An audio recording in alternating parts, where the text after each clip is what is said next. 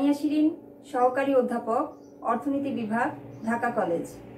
ঐতিহ্যবাহী ঢাকা কলেজের অনার্স দ্বিতীয় বর্ষের বিভিন্ন বিভাগের আমার প্রিয় ছাত্ররা, আশা করছি তোমরা সবাই ভালো আছো, সুস্থ আছো, নিরাপদ আছো। আমরা মার্চ মাস অতিক্রম করছি। এই মাসটি এবং এই বছরটি আমাদের জন্য অনেক বেশি তাৎপর্যপূর্ণ, কারণ এবছর আমরা আমাদের জাতির পিতা বঙ্গবন্ধু শেখ মুজিবুর রহমানের জন্মশতবার্ষিকী পালন করছি। সেই সাথে সাথে আমরা আমাদের স্বাধীনতার সুবর্ণ জয়ন্তী পালন করব। তাই তোমাদের সবাইকে জন্মশতবার্ষিকী এবং স্বাধীনতার সুবর্ণ জয়ন্তীর অনেক অনেক শুভেচ্ছা। বর্তমানে করোনার প্রাদুর্ভাব আবার কিছুটা বেড়ে গেছে, তাই তোমরা স্বাস্থ্যবিধিটা মেনে চলবে। বাসা থেকে বের হলে অবশ্যই মাস্ক পরিধান করবে এবং যতটা বেশি সম্ভব বাসায় থাকার চেষ্টা করবে এবং অবশ্যই তোমরা ফ্রেশ খাবারটা খাওয়ার চেষ্টা করবে যাতে সুস্থ থাকতে পারো। আমি তোমাদের বাংলাদেশের অর্থনীতি এই কোর্সটি পড়াতাম। আজকেও আমি এই বিষয়টি নিয়ে তোমাদের সামনে হাজির হয়েছি। আজকে আমরা এই বিষয়ের প্রথম অধ্যায়টি সম্পর্কে জানব। আমরা জানি যে অর্থনীতিকে দুটো ভাগে ভাগ করা যায়। একটি হচ্ছে ব্যষ্টিক অর্থনীতি আর একটি হচ্ছে সামষ্টিক অর্থনীতি। ব্যষ্টিক অর্থনীতিতে আমরা একজন ব্যক্তি বা একজন উৎপাদক বা একটি ফার্ম, একটি দ্রব্যের চাহিদা, এগুলো নিয়ে আমরা আলোচনা করি। কিন্তু সামষ্টিক অর্থনীতিতে আমরা একটি সমগ্র অর্থনীতির বিষয়গুলো সম্পর্কে আমরা জানতে পারি। তাহলে আসলে আমরা এই বাংলাদেশের অর্থনীতিতে এই সামষ্টিক অর্থনীতি সম্পর্কেই ধারণাগুলো পাব। সামষ্টিক অর্থনীতির বিভিন্ন চলক যেমন জাতীয় আয়, জিডিপি, জিএনপি, মূল্যস্ফীতি, রেমিটেন্স, এগুলো সম্পর্কে আমরা একটা ধারণা পাব। তাহলে আমরা এখন জেনে নিই যে আজকে আমরা কোন বিষয়গুলো সম্পর্কে জানতে পারবো। 1 নম্বর,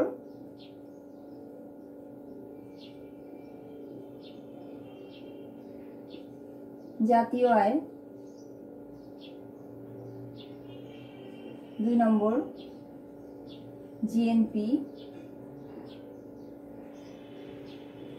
জিডিপি,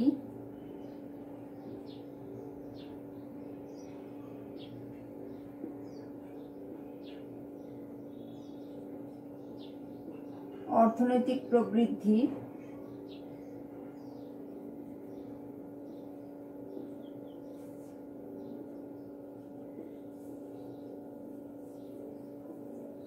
মুদ্রাস্ফীতি,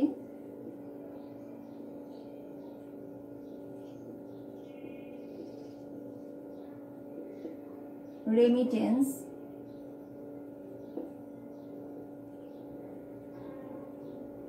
একনেট এবং পুঁজিবাজার সম্পর্কে।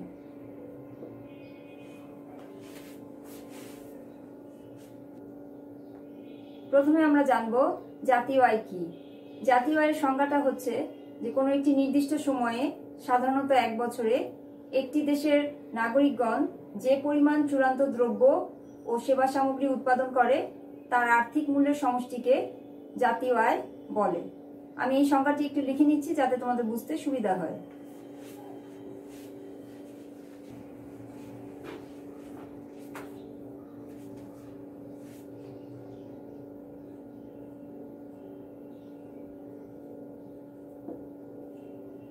জাতীয় আয় কোনো একটি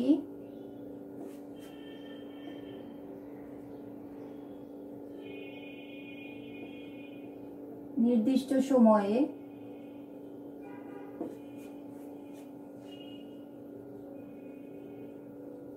সাধারণত 1 বছরে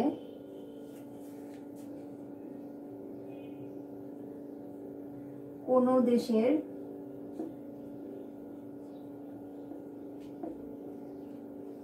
নাগরিকগণ যে পরিমাণ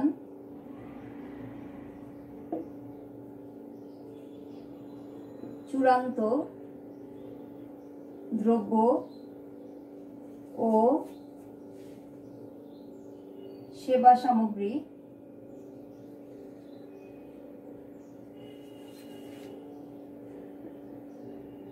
উৎপাদন করে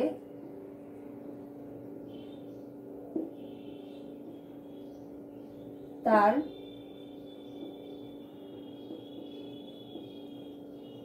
আর্থিক মূল্য বা বাজার মূল্যের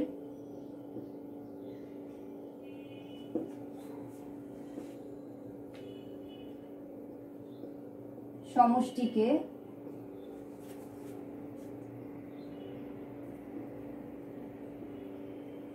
মোট জাতীয় আয় বলে। জাতীয় আয়ের ইংলিশ হচ্ছে ন্যাশনাল ইনকাম। তাহলে এই সংজ্ঞাটাতে যদি একটু খেয়াল করো যে এখানে কতগুলো বিষয় আছে। যে প্রথমে বলা হচ্ছে যে একটি নির্দিষ্ট সময়, সাধারণত সেটা 1 বছরে। এই 1 বছর বলতে মূলত অর্থ বছরকে বোঝানো হচ্ছে। আমরা জানি যে একটি অর্থ বছর শুরু হয় বছরের 1 জুলাই থেকে পরবর্তী বছরের 30 জুন পর্যন্ত। এটা হচ্ছে একটা অর্থ বছর। এবং আরেকটা দেখো যে কোনো দেশের নাগরিকগণ, অর্থাৎ এখানে একটি দেশের জাতীয় আয় হিসাব করতে হলে অবশ্যই ওই ব্যক্তিকে সেই দেশের নাগরিক হতে হবে। তাহলে একটা দেশের নাগরিক কিন্তু সেই দেশেও থাকতে পারে বা দেশের বাইরেও থাকতে পারে। আমরা জানি যে আমাদের বাংলাদেশের কথাই যদি চিন্তা করো যে প্রচুর পরিমাণ মানুষ কিন্তু বিদেশে গিয়ে কাজ করছে, তারাও কি এই দেশের নাগরিক। তাহলে দেশে যে বাঙালিরা আছে সেই সাথে সাথে যারা প্রবাসী তাদের ইনকামটাও এখানে যোগ হবে। আর একটা হচ্ছে যে চূড়ান্ত দ্রব্য ও সেবা সামগ্রী। অবশ্যই দ্রব্যগুলোকে কি হতে হবে? চূড়ান্ত দ্রব্য হতে হবে। অর্থনীতিতে একটা দ্রব্যকে 3টা ভাগে বা পর্যায়ে ভাগ করা যায়: প্রাথমিক দ্রব্য, মাধ্যমিক দ্রব্য, চূড়ান্ত দ্রব্য। দ্রব্যটাকে কি হতে হবে? অবশ্যই চূড়ান্ত দ্রব্য হতে হবে। প্রাথমিক দ্রব্য কোনটা? প্রাথমিক দ্রব্য আমরা ধরতে পারি, যে কোনো একটা উদাহরণ যদি আমরা দেই, যে প্রাথমিক দ্রব্য হচ্ছে গম। মাধ্যমিক দ্রব্য কোনটা? মাধ্যমিক দ্রব্য হচ্ছে আটা। গম থেকে যখন সেটা ভাঙানো হলো তখন সেটা হয়ে গেল মাধ্যমিক দ্রব্য আটা। চূড়ান্ত দ্রব্য কোনটা? যখন এই আটা থেকে আমরা রুটি বা পাউরুটি তৈরি করব তখন সেটা হয়ে যাচ্ছে চূড়ান্ত দ্রব্য। তাহলে কি করতে হবে? দ্রব্যটার যে চূড়ান্ত পর্যায়, শুধুমাত্র সেটার যে বাজার মূল্য সেটা এই জাতীয় আয়ের মধ্যে আসবে। কখনোই প্রাথমিক দ্রব্য বা মাধ্যমিক দ্রব্যের দাম জাতীয় আয়ের মধ্যে অন্তর্ভুক্ত হবে না। তাহলে এই হচ্ছে আমাদের জাতীয় আয়ের সংজ্ঞা বা ন্যাশনাল ইনকাম। এরপরে হচ্ছে আমাদের মোট জাতীয় উৎপাদন। এটা সম্পর্কে আমরা জানব।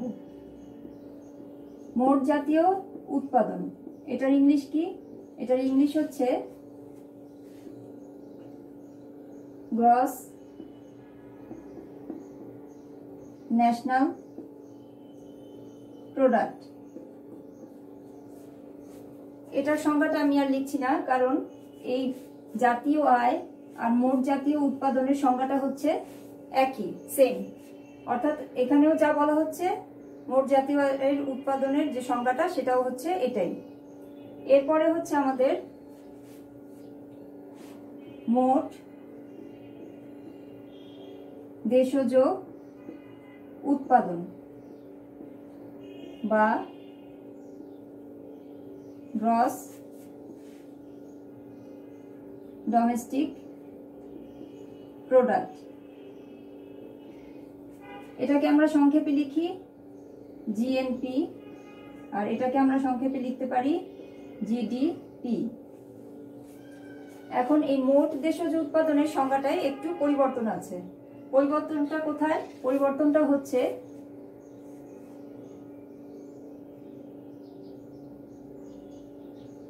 এখানে। আমি একটু এটা মুছে নিচ্ছি।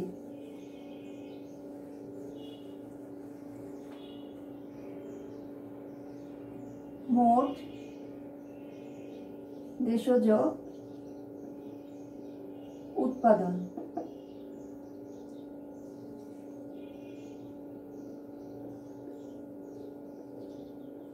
কোন দেশের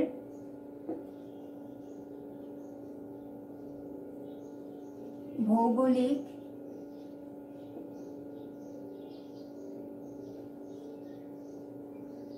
সীমারেখার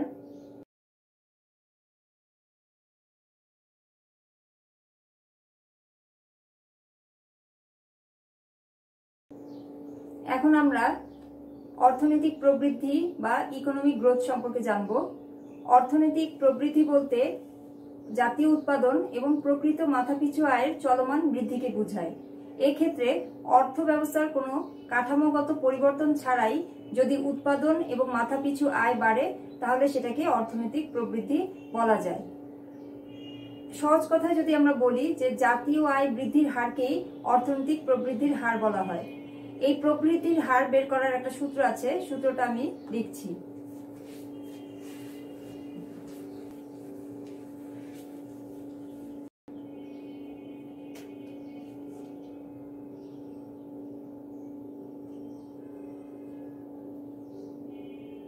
GR মানে হচ্ছে গ্রোথ রেট, তো বের করার সূত্র হচ্ছে y1 minus y0 divided by y0 into 100। এখানে GR হচ্ছে গ্রোথ রেট, y1 হচ্ছে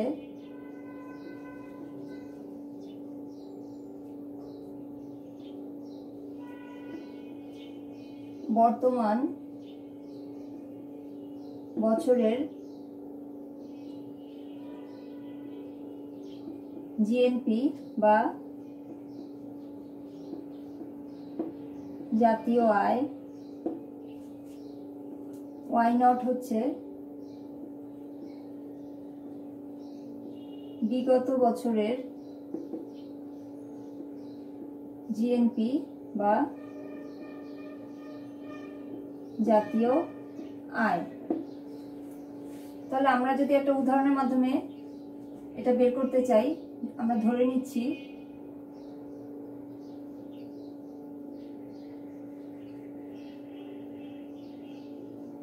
(2019) সালে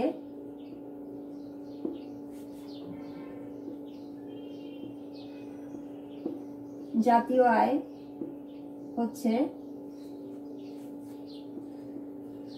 100 কোটি টাকা এবং 2020 সালের জাতীয় আয় হচ্ছে 110 কোটি টাকা। তাহলে যদি আমরা গ্রোথ রেটটা বের করতে চাই তাহলে আমাদের y1 হচ্ছে এটা 110, y0 হচ্ছে 100 গুণ 100। তাহলে আমরা কি পাচ্ছি?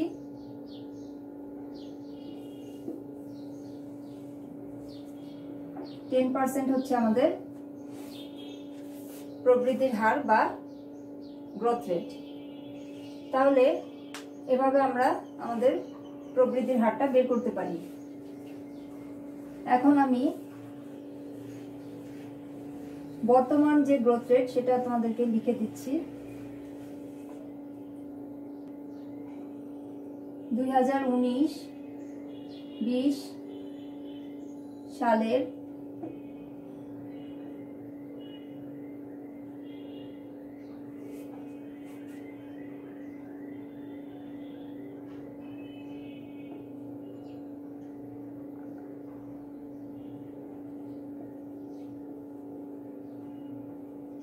প্রবৃদ্ধির হার ছিল 5.24%। এটা BBS এর সূত্র মোতাবেক এবং মাথাপিছু আয় ছিল এই একই সালের মাথাপিছু আয় ছিল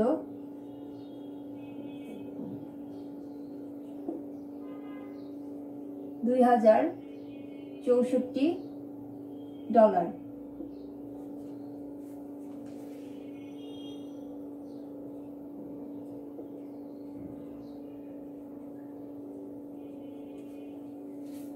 আমরা আরো কয়েকটা বছরের এই প্রবৃদ্ধির হারগুলো একটু লিখে নিচ্ছি। 2018-19 সালের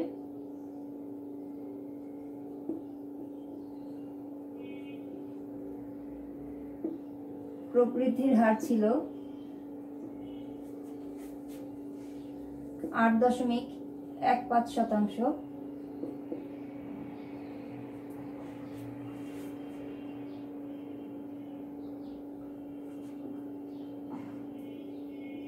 দুই 2017-18 সালের প্রবৃদ্ধির হার ছিল 7.86%।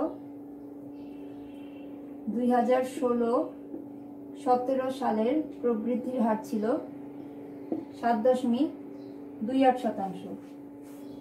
এখন এই 18-19 সালে আমাদের মাথা পিছু আয় ছিল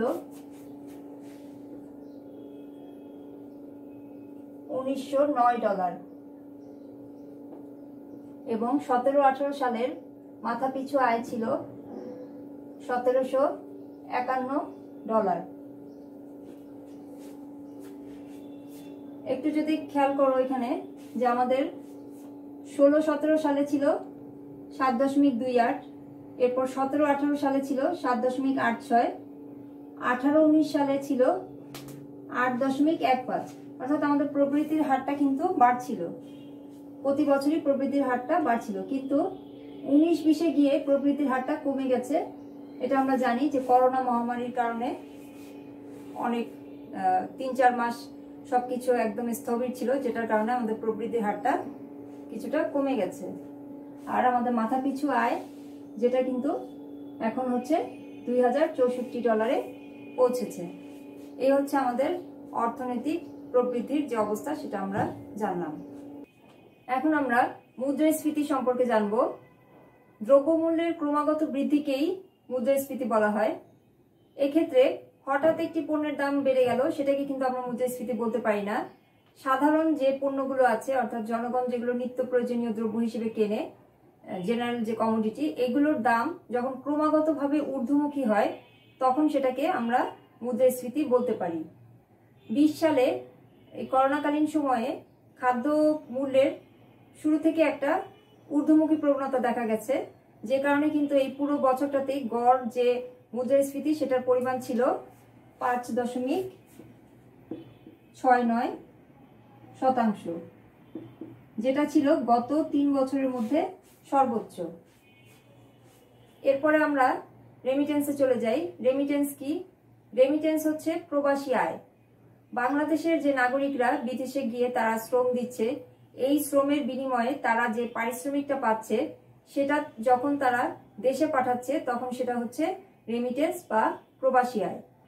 এই রেমিটেন্সের কারণে কিন্তু বাংলাদেশের অর্থনীতি কোনো মন্দায় পড়েনি, বরং অর্থনীতিতে একটা চাঙা ভাব লক্ষ্য করা গেছে। ওয়ার্ল্ড ব্যাংকের হিসাব মতে রেমিটেন্স আহরণকারী যে শীর্ষ 10টি দেশ আছে, তার মধ্যে 2020 সালে বাংলাদেশের অবস্থান ছিল 8ম। এবং বাংলাদেশ ব্যাংকের হিসাব মতে যে 2020 সালের ডিসেম্বর পর্যন্ত যে পরিমাণ রেমিটেন্স বাংলাদেশে এসেছে, তার পরিমাণ হচ্ছে প্রায় $22 বিলিয়ন, যে কারণে আমাদের রিজার্ভের পরিমাণটাও কিন্তু বেড়ে গেছে। রিজার্ভের পরিমাণ 2020 সালের ডিসেম্বর পর্যন্ত হচ্ছে $43.17 বিলিয়ন। তাহলে এই তথ্যগুলো আমি একটু লিখছি যাতে তোমাদের বুঝতে সুবিধা হয়।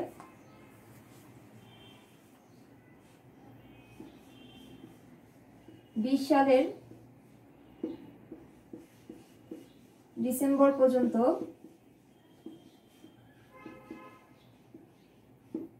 রেমিটেন্সের পরিমাণ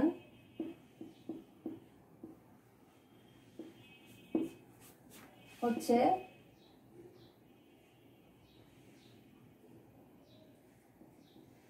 $22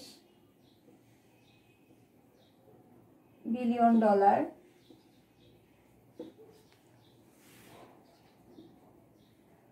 2020 সালের ডিসেম্বর পর্যন্ত রিজার্ভের পরিমাণ হচ্ছে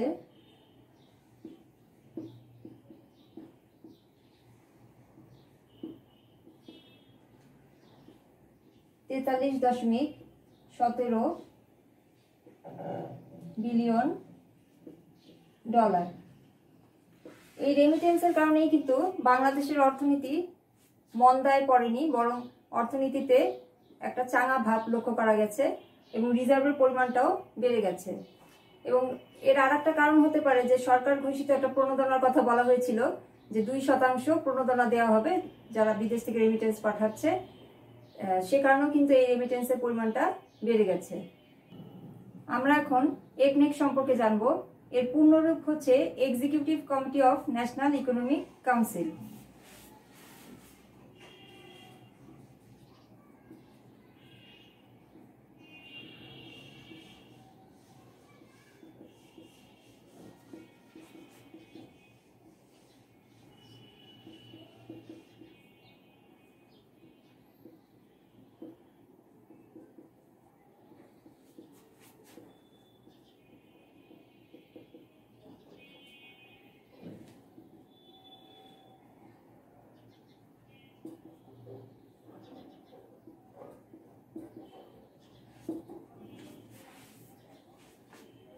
একনেকের সভাপতি হচ্ছেন প্রধানমন্ত্রী, এর বিকল্প সভাপতি হচ্ছেন অর্থমন্ত্রী, এবং এছাড়াও আরও যে সদস্য হিসেবে থাকেন 9টি মন্ত্রণালয়ের মন্ত্রীবর্গ, বাংলাদেশ ব্যাংকের গভর্নর এবং অর্থনীতি সম্পর্কিত অন্যান্য ব্যক্তিবর্গ। একনেকের কতগুলো কাজ আছে। এর মূল কাজ হচ্ছে বার্ষিক পরিকল্পনা বা পঞ্চবার্ষিকী পরিকল্পনা প্রণয়ন করা, অর্থনৈতিক নীতিমালা প্রণয়নে দিক নির্দেশনা প্রদান করা, জাতীয় যে নীতিমালাগুলো আছে সেগুলোর চূড়ান্ত অনুমোদন, উন্নয়ন প্রকল্প সমূহের প্রণয়নে দিক নির্দেশনা প্রদান করা, এছাড়াও দেশের আর্থসামাজিক ব্যবস্থার সাথে সংশ্লিষ্ট যে কোনো বিষয়ে দিক নির্দেশনা প্রদান করা। এখন আমরা পুঁজিবাজার বা মূলধন বাজার সম্পর্কে জানব। পুঁজিবাজার বলতে একটি প্রাতিষ্ঠানিক কাঠামোকে বোঝায় যা দীর্ঘমেয়াদী ঋণের কারবার করে থাকে। এ বাজারের অন্তর্ভুক্ত যে প্রতিষ্ঠানগুলো সেগুলো হচ্ছে ডেভেলপমেন্ট ব্যাংক, কৃষি ব্যাংক, স্টক এক্সচেঞ্জ, ট্রাস্ট, বীমা কোম্পানি, সঞ্চয় ব্যাংক। এগুলো মূলত দীর্ঘমেয়াদে বিভিন্ন কলকারখানা নির্মাণ, যন্ত্রপাতি ক্রয় বা বিভিন্ন উন্নয়নমূলক প্রকল্পের জন্য ঋণ প্রদান করে থাকে। আমরা এই করোনাকালীন সময়েও আমাদের অর্থনীতিতে একটা ইতিবাচক ভাব পরিলক্ষিত করেছি এবং প্রবৃদ্ধির হারও একটা ইতিবাচকতা ছিল, কিন্তু যেটা পুঁজিবাজারে পরিলক্ষিত হয়নি, কারণ বছর জুড়েই এর মূল্য এবং সূচক দুটি নিম্নমুখী ছিল, যে কারণে বিনিয়োগকারীরা কিন্তু তাদের বিনিয়োগের আগ্রহটা হারিয়ে ফেলছে। এর জন্য উচ্চ খেলাপি ঋণকে দায়ী করা হচ্ছে। যদি ঋণ আমানত অনুপাতটা বাড়ানো যায় তাহলে কিন্তু পুঁজিবাজারে আবার একটা ইতিবাচকতা ফিরে আসবে এবং যেটা করার জন্য বিভিন্ন পদক্ষেপ গ্রহণ করা হচ্ছে। তো এই হচ্ছে আমাদের পুঁজিবাজার সম্পর্কে আমরা জানলাম। আশা করছি যে তোমরা বুঝতে পেরেছো। আজকে এই পর্যন্তই। আগামী ক্লাস দেখার জন্য সবাইকে আমন্ত্রণ রইল। ধন্যবাদ সবাইকে।